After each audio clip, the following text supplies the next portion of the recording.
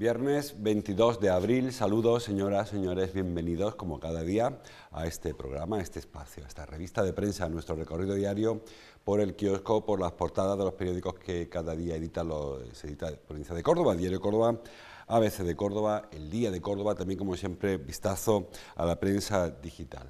Hoy, bueno, algunos asuntos, los periódicos distintos, aunque algunos también bastante coincidentes. Por ejemplo, Rosa Aguilar, que ayer, como saben, anunció su despedida de la política. El Diario de Córdoba ha escogido ese tema para el cintillo de apertura. Rosa Aguilar, ahora lo veremos, pone fin a su carrera, lo tienen arriba, aunque el titular, la foto de portada es para un tema propio, una foto de A.J. González. Las instituciones destacan el valor del sector vinícola cordobés. Fue durante el acto de presentación de la Guía de los Vinos de Córdoba, que edita el diario Córdoba, que edita Prensa Ibérica, y que ayer se presentó al calor de la cata de vinos. También una foto para la visita de Pedro Sánchez, como ven, a Ucrania.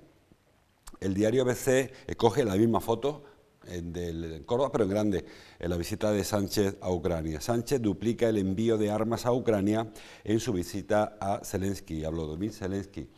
Bueno, una visita, junto a ellos está también la primera ministra danesa, que también acudió a esta visita a Ucrania, bueno, y realmente pues, fue una muestra de afecto al pueblo ucraniano y un ofrecimiento a entregar, creo que son 200 toneladas de armamento el que va a enviar España a Ucrania. También titula el diario ABC que Bruselas enmienda la política del gobierno de blanqueamiento a los etarras. Bueno, realmente lo que ha ocurrido en el Parlamento Europeo es que no se ha atendido se va a incluir a ETA dentro de los crímenes de lesa humanidad. ¿Qué significa un crimen de lesa humanidad? De humanidad dañada, que se puede traducir.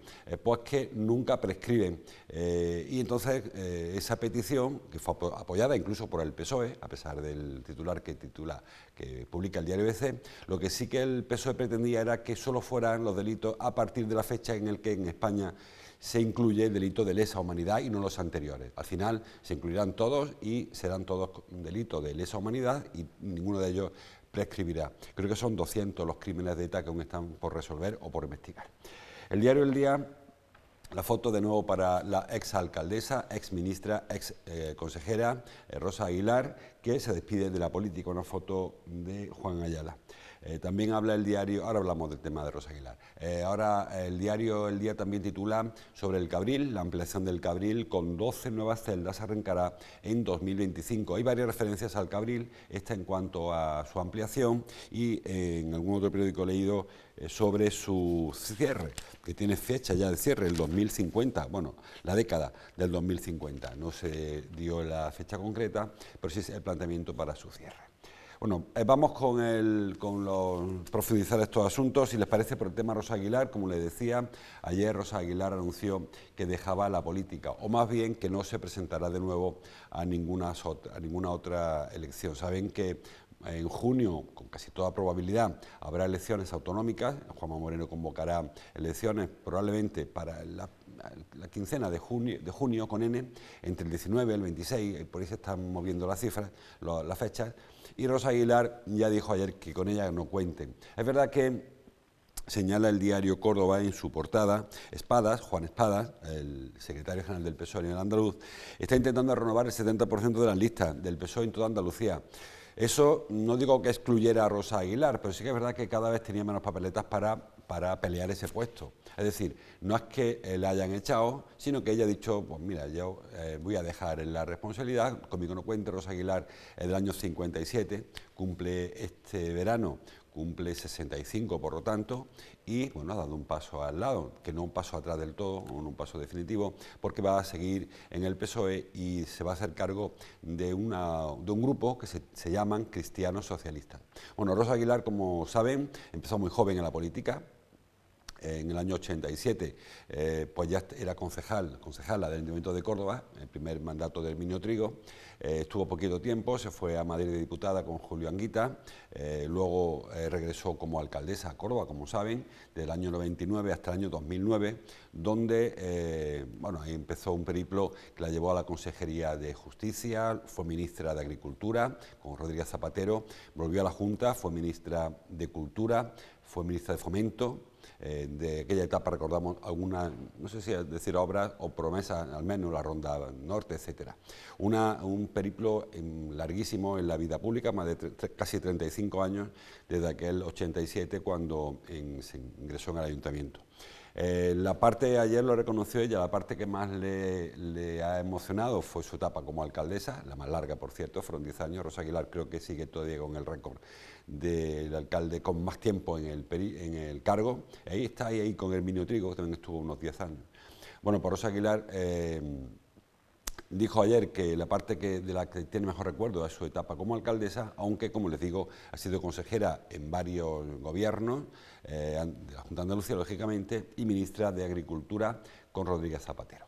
Ha sido diputada en el Parlamento, en el Congreso, fue portavoz del Grupo Parlamentario de Izquierda Unida en el Congreso, la etapa de Julio Anguita, la etapa en la que tuvo mayor éxito Izquierda Unida en Madrid, y también ha tenido cargos de responsabilidad orgánicos en su partido, fue coordinadora general de Izquierda Unida en Córdoba, también tiene cargo ahora en el PSOE en algunas áreas, y ahora se hará cargo, como le decíamos, del Grupo Cristiano Socialista. Al margen de cualquier connotación política, que lógicamente la tiene, Rosa Aguilar fue alcaldesa con Izquierda Unida, diputada con Izquierda Unida, fue consejera y ministra con el PSOE. Digo que al margen de cualquier connotación política sí que hay que reconocer que son 35 años en los que Rosa Aguilar ha estado muy presente en la vida de los cordobeses, los últimos 4 o 5 años quizá menos, pero bueno, que han marcado una etapa y, repito, más allá de cualquier connotación política, pues siempre queda la simpatía y el recuerdo de esa etapa.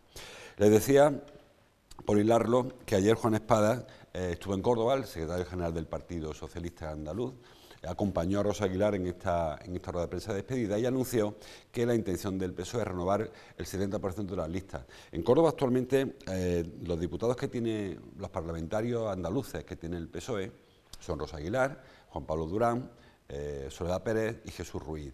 70% es que hay 3 que van a salir, si las cifras son las que sería 75%. Lo que al final se imponga, si es el criterio de los militantes. Yo no sé cuál de los 4 descartada a Rosa Aguilar, que se ha autodescartado, aunque yo creo que tenía pocas papeletas, sinceramente, para seguir. Y luego está por ver cuáles de estas 3 personas, todos veteranos políticos. Juan Pablo Durán fue presidente del Parlamento de Andalucía, como saben. Jesús María Ruiz llegó a ser subdelegado de gobierno en Córdoba. Soledad Pérez ya muchísimo tiempo en la política como parlamentaria andaluza. No sé cuál de los 4 permanecería, ¿no? Porque las quinielas en principio hablan de renovación casi total. Habrá que ver cómo luego se desarrolla. También habrá elecciones relativamente pronto en el gobierno, en el Parlamento, en el Congreso de Madrid, y también ahí parece que habrá renovación. Quizá Antonio Hurtado, no sé si se mantendría, María Jesús Serrano parece que en principio saldría, Rafi Crespín se mantendrá, es decir, que parece que si se contempla quién puede seguir, pues lo de Andalucía parece que sale.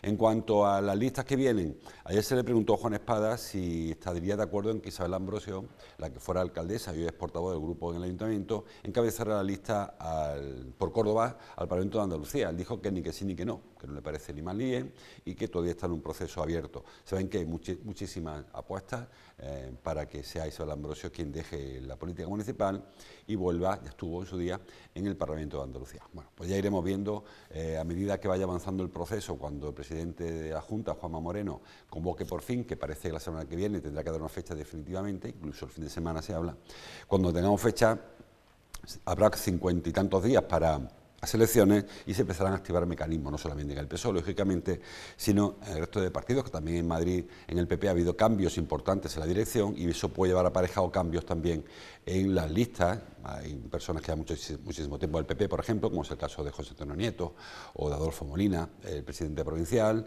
En fin, habrá que ir viendo cómo se mueven las distintas piezas. Bueno, más cosas. El tema del Cabril que titula el diario El Día. Ayer hubo un balance anual que hace Enresa, la empresa nacional de residuos, en el cementerio nuclear del Cabril, y como digo, se dieron 2 fechas significativas. Primero, que las centrales que se van a desmantelar, Garoña, por ejemplo, ya este año que viene, no enviarán residuos al Cabril al menos en 1 o 2 años más. De manera que hasta 2025 no se ampliará el Cabril para acoger estos residuos y que en la década del 2050, en ese entorno, 2050, 51, 52, hasta el 59, es década, pues se clausurará porque se dará por colmatado y se enterrará el cementerio nuclear de Hornachuelos, que cumple, por cierto, 30 años también.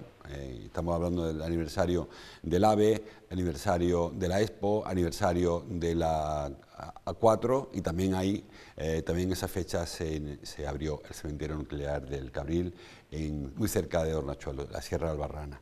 El sellado completo, como leíamos, se producirá en esa década, a los 50, y 25 años antes, dentro de un par de ellos, empezará a coger los restos que vengan del desmantelamiento de las centrales nucleares de Garoña y el resto de centrales que van a ir cerrando porque ya tienen el ciclo completo.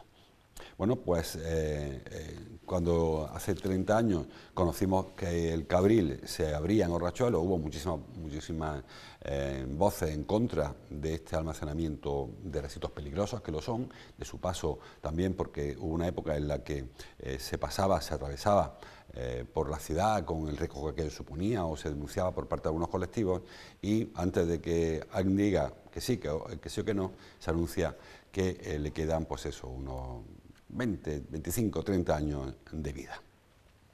Más cosas.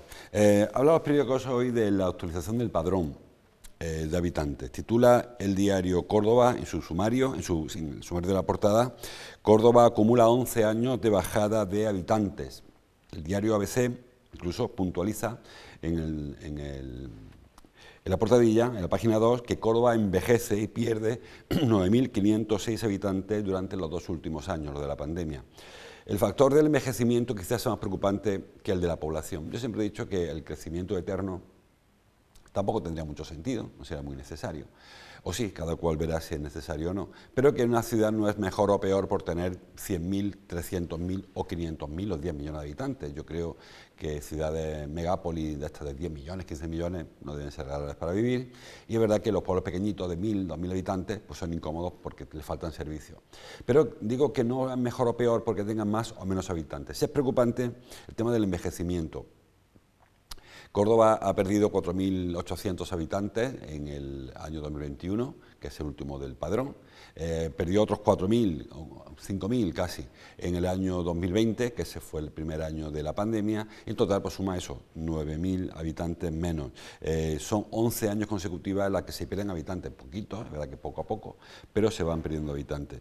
Digo que lo más preocupante quizás sea el envejecimiento, porque sí que eso limita el crecimiento a futuro, que actualmente las personas tengan una edad u otra más relevante, pero si hoy nacen menos personas de las que fallecen, lógicamente la ciudad a medio plazo seguirá perdiendo habitantes. Hay varios expertos que aseguran que la pérdida de población se debe fundamentalmente a la pérdida de actividad, que hay poca actividad y eso lleva aparejado que la gente joven se marche a otros sitios a buscar trabajo, a buscar empleo y a instalarse, lógicamente, en sus proyectos de vida. Creo que ese es el gran problema, más que el hecho en sí, el síntoma que destaca esta pérdida de habitantes, ese envejecimiento. Los mayores de 65 años han crecido un 3% en los últimos 2 años y los menores han bajado un 5%. Ese es el problema del crecimiento vegetativo, más incluso que el problema de que haya números absolutos mayores o menores. Yo insisto en que ahí sí que está en las manos de nuestras autoridades, nuestros políticos, de cambiar esa situación, de hacer que haya cada vez más actividad económica, mayor riqueza, mayor posibilidad de promoción de cada una de las personas, de proyección, de desarrollo y hacer que vengan personas a Córdoba en lugar de que Córdoba salgan los habitantes. La población extranjera también cae un 5,4%, cuando ha llegado a estar en un 9 y un 10%. Rumanía, Marruecos, Colombia y Reino Unido son los países con más residentes en nuestra provincia. El caso de Rumanía, Marruecos y Colombia pues son emigrantes que vienen a trabajar. El caso de Reino Unido quizás es otro tipo de emigración. Hilado con este asunto del envejecimiento, hoy publica el diario Córdoba un reportaje que firma Isabel Leña sobre que la ciudad dispondrá de 700 plazas más para mayores en 4 residencias. Bueno, es un asunto interesante porque la residencia de mayores que se están proponiendo y planteando y abriendo o bueno, están por abrir, pues tienen otro tipo de concepto. Este que estamos viendo es el que está en la calle Vía Augusta, la avenida Vía Augusta, muy cerca de la Seta, del Centro de Salud Castilla del Pino. Y son otro tipo de conceptos, no es el concepto de la residencia de mayores que tenemos todos en la cabeza, sino que son conceptos mucho más avanzados. Bueno, está este que está bastante avanzado en su construcción, como ven, el de Noreña. También está medianamente avanzado el proyecto de la Huerta de Santa Isabel, que está avanzado en cuanto a su tramitación, no en obra, que va a ir, es un edificio grande de 160 habitaciones, de 8.000 metros cuadrados, que va a ir en la zona de ampliación de la ciudad, la zona de expansión. Otro edificio importante, el del Brillante, en la calle Alcalde Guzmán Reina, de la esquina con Freila Guevara, también un edificio importante de 5.000 metros, y otro que se ha propuesto hace poco, que es el de la zona de Isla Tabarca, junto al Mercadona que se está construyendo en esa zona, junto a Saenec. Es otro edificio importante. Digo que son conceptos distintos, porque por ejemplo este que se ha propuesto ahora, el de Isla Tabarca, es una especie de mini colonias para personas mayores, con apartamentos con acceso directo a jardines, a zonas ajardinadas, incluso con apartamentos de apoyo para familiares que quieran pasar allí alguna noche, o comedor para que coman familiares con los residentes. Digo que es otro proyecto bastante distinto.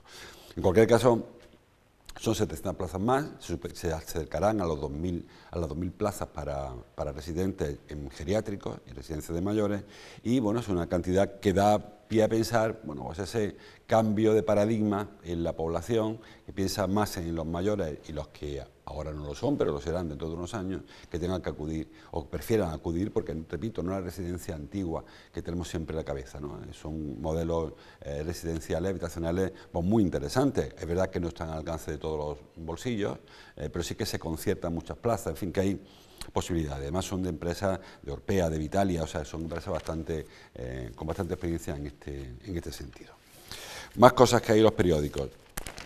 El tema del caso de infraestructura aparece hoy tanto en Cordópolis como en ABC. Saben que ayer publicó Cordópolis un primer capítulo de la declaración que prestó la hasta ahora coordinadora, hasta noviembre, coordinadora del área de infraestructura del ayuntamiento. Dijo ayer la ex coordinadora que recibía instrucciones de David Dorado, y hoy lo que dice, según publica Cordópolis, es que recibía presiones por parte del gobierno municipal. Ahí lo tiene. La ex coordinadora de infraestructuras imputada alega presiones del gobierno municipal para acelerar los contratos investigados. La ex coordinadora, que Cordópolis le pone su nombre y sus dos apellidos, María Luisa Bueno, el caso de ABC solamente publican siglas iniciales. Bueno, por la ex coordinadora dice que si se hizo las cosas como se hicieron fue porque recibía presiones para acabar las obras en plazo. Es decir, dice que Blanca Torrent la llamó entre septiembre y octubre del año 2020. Blanca Torrent, como saben, es la presidenta de INDEEC y concejal responsable de la activación económica, y que le advirtió de que si las obras que tenía del plan de choque del ayuntamiento no se concluían a fechas del 31 de diciembre, se perderían los presupuestos y que habría que acabarlas como fuera. Ella, a partir de esa llamada, de esa advertencia, ¿qué hizo? Pues acelerar procesos. Y para acelerar procesos, pues, entre otras cosas, las convirtió en contratos menores. La diferencia entre una obra ordinaria y un contrato menor es que la obra menor, contrato menor, no tiene la fiscalización y los trámites que requiere la obra ordinaria, que evidentemente se hace con esa fiscalización para garantizar que no se hacen las cosas de manera irregular. La diferencia fundamental entre una obra ordinaria o una obra menor, un contrato menor, es el importe. Por eso hay que fraccionar en ocasiones un contrato, o hay que fraccionar. Evidentemente no se puede fraccionar una obra que tiene un tamaño que tenga, tiene el que tiene, no se puede fraccionar porque se cometería un delito. Pero se fracciona en ocasiones para poder tramitar de manera más ágil. Ella asegura que si se hizo así fue simplemente para tramitarlo de manera más rápida, más ágil y evitar que se cumplieran los plazos, les prescribieran los plazos y las obras hubiera que devolverlas. Repito que eso no le exime del presunto supuesto delito que hubiera cometido, si es que lo cometió, luego habrá que determinarlo el juez, pero sí que ella asegura que tuvo presiones. Eso en cuanto al el plan de choque, pero es que el plan aire, que era un plan de la Junta de Andalucía, también ocurrió igual, también recibió presiones por parte de Presidencia, dice ella, del área de Presidencia de Miguel Ángel Torrico, por lo tanto, que también le metía prisa para que se cumplieran los plazos y no se perdieran las subvenciones. Hombre, hay que decir dos cosas, que en principio que un político presione a otro para que cumpla el plazo no parece que sea ningún tipo de delito, es más, es su obligación. Si hay que hacer una obra antes del 31 de diciembre, no está de más que se le recuerde al responsable, en este caso la coordinadora de un área, de que tiene que hacerlo en fecha, simplemente. No le dijo nadie hazlo en fecha y si hace falta cometer delito, comételo, entiendo, sino que le dijo hazlo en fecha. Y ella dice que para poder cumplir los plazos tuvo que hacer lo que reconocen que hizo, que fue básicamente fraccionar contratos, que repito, no está permitido por la ley. En el caso de ABC, que ya hemos visto por ahí algún asunto, alguna de el titular del diario ABC, lo que dice es que el ex jefe de área, que es el otro imputado, culpa a sus superiores del plan de choque de las obras menores. El argumento es muy similar. En este caso es el otro imputado, que se llama S.Q. Repito que no sé por qué en este caso no se pone el nombre y en el de la coordinadora sí. Conocemos, todo el mundo conoce quién es S.Q. y quién es MLB. Bueno, en cualquier caso, que el ex jefe del área de infraestructura dice que la culpa de que se hicieran obras menores, es decir, contratos menores que salían más rápido y sin control, sin fiscalización, fue culpa de sus superiores que le exigían que lo hiciera así. Él culpa a la coordinadora, que a su vez culpa al concejal y a la vez culpa a otros concejales de que le metían prisa. Pero, repito el mismo argumento de antes, que te meta prisa a alguien para que hagas una obra en plazo no te obliga a cometer presuntamente, supuestamente, un delito. Si no da tiempo, pues no da tiempo. Si se pierde dinero, pues se perderá el dinero. Pero no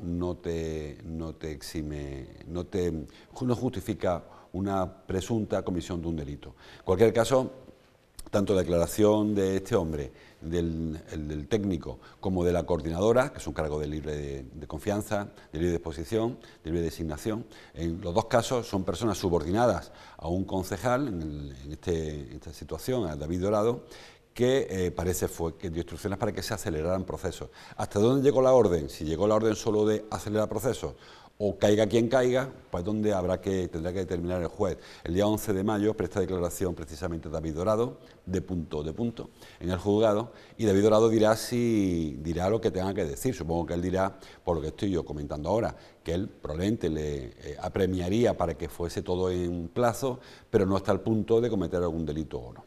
A este hombre, al técnico, le preguntaron también. Su declaración es antigua, del mes de marzo. Le preguntaron cuántas empresas había en el listado de empresas a las que se le encargan obras menores, porque esas obras no hay que sacarlas a concurso, a licitación. Le dijo que había unas 60 empresas. Evidentemente no hay 60 empresas que trabajen con ayuntamiento habitualmente.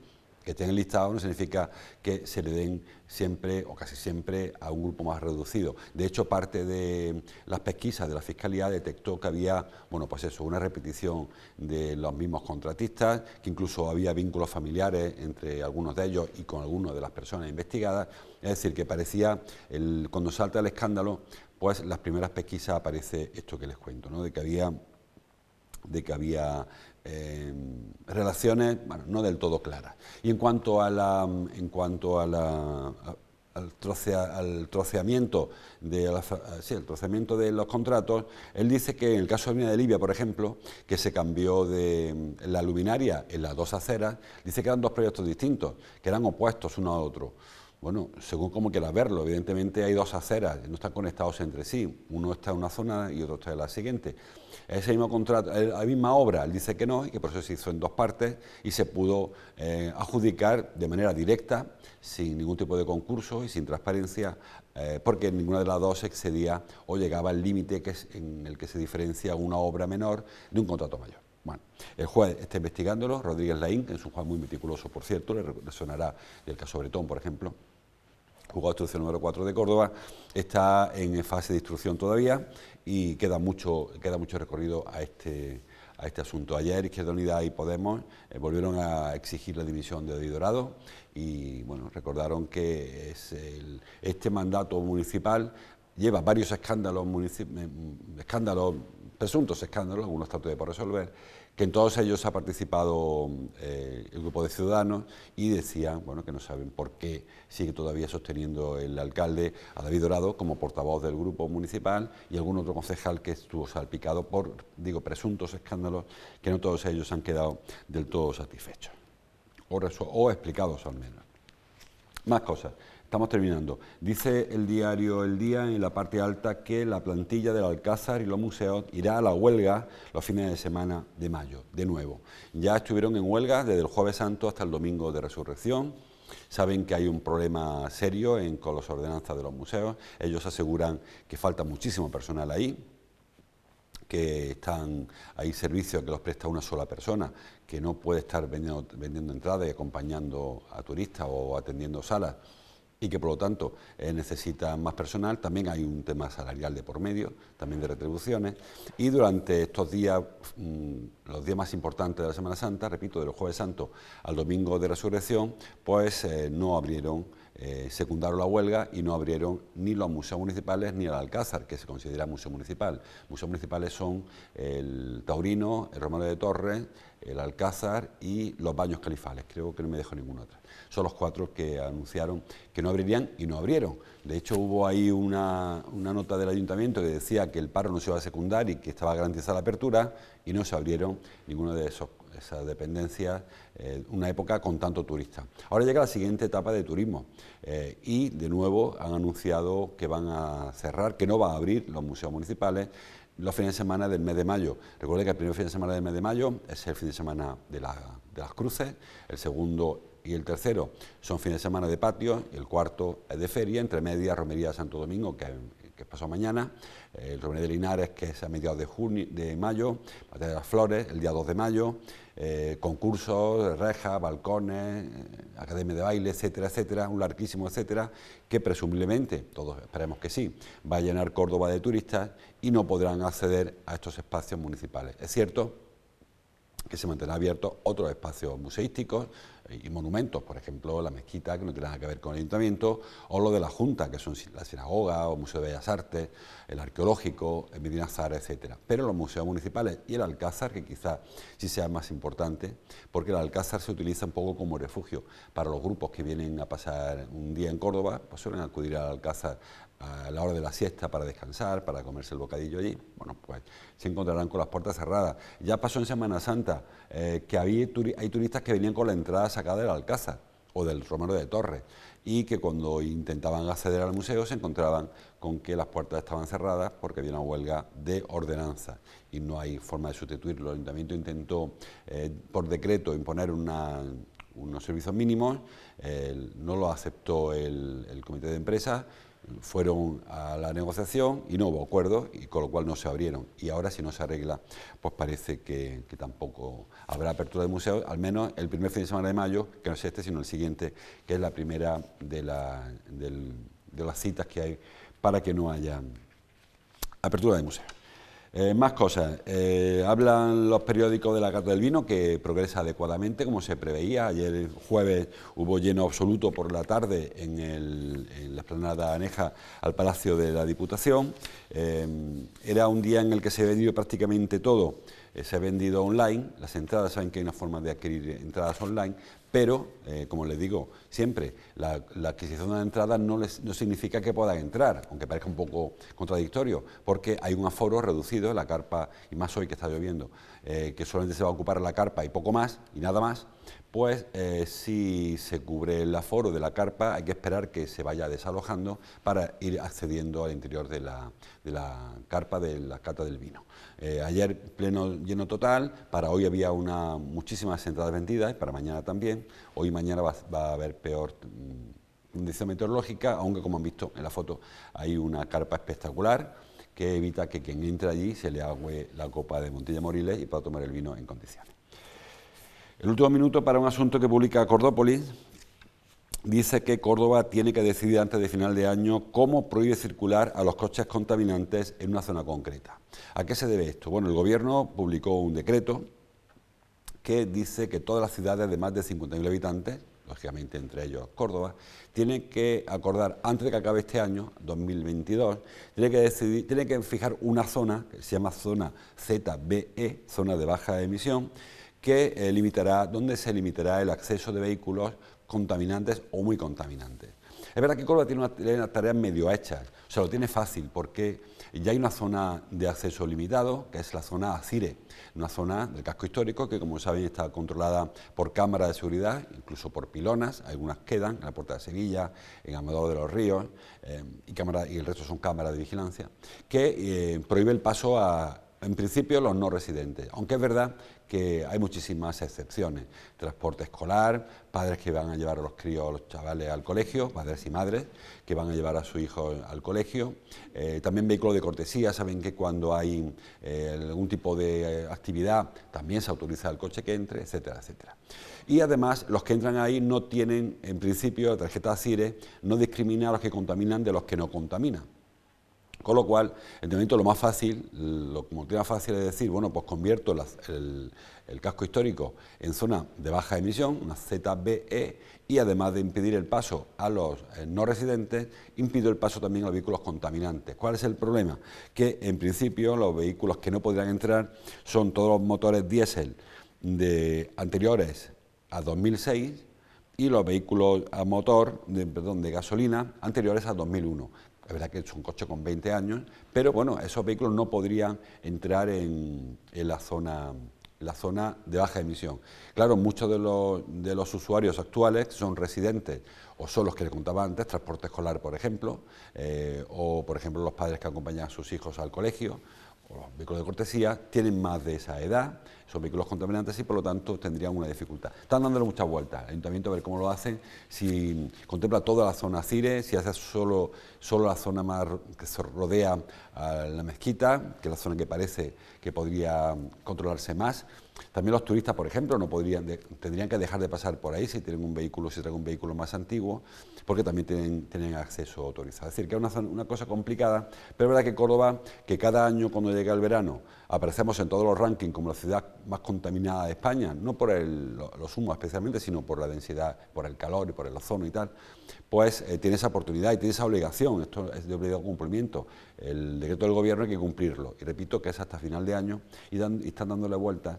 Este decreto prima al peatón sobre el vehículo, prima el transporte público sobre el privado, prima el vehículo de movilidad personal, la bicicleta o el patinete, sobre vehículos incluso eléctricos o motor. Es decir, que hay una directriz marcada, pero no dice ni cuántos metros cuadrados, cuántas hectáreas tienen que ocupar esta zona de baja emisión, ni tampoco dice cuántos habitantes o cuántos vehículos tienen que limitarse. Saben que ha habido mucha polémica en muchas ciudades, Madrid hubo la suya con aquel plan de Carmena que luego se echó para atrás, etcétera, y esto pues habrá que ir poco a poco, supongo que consensuando con vecinos, con residentes, para ver qué zona se establece como zona de baja emisión, que creo que poco a poco tiene que ir cada vez más amplia para evitar quitarnos los malos humos que no nos sirven para nada. Pues hasta aquí llegamos. Les recuerdo que por delante viene un fin de semana muy interesante, los festivos, hay cata, hoy se inaugura la Feria del Libro, hay fútbol, Córdoba, Las Palmas Atlético, que no sé decirles qué día es, creo que es el domingo, si me lo recuerdan, si lo digo, creo que es el domingo cuando lo damos en directo, ese partido en el que Córdoba va a celebrar el ascenso a Primera RFEP, que se emitirá en directo por esta televisión, y muchos más asuntos que merece la pena. Romería Santo Domingo, el domingo a las 9 de la mañana desde la República Argentina. Muchas cosas que hacer, así que aprovechen el fin de semana y disfruten. Nos vemos el lunes, hasta entonces, como siempre, gracias por su atención.